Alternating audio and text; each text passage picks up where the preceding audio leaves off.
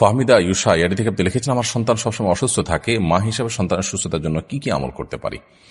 বোন ফাহমিদা, আল্লাহ তালা আপনার সন্তানকে পরিপূর্ণ সেবা দান করুন, আমরা দোয়া করি।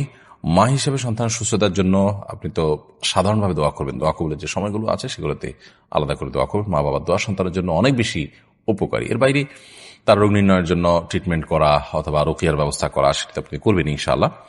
পাশাপাশি জমজমের পানি পান করাতে পারেন যদি সুযোগ থাকে।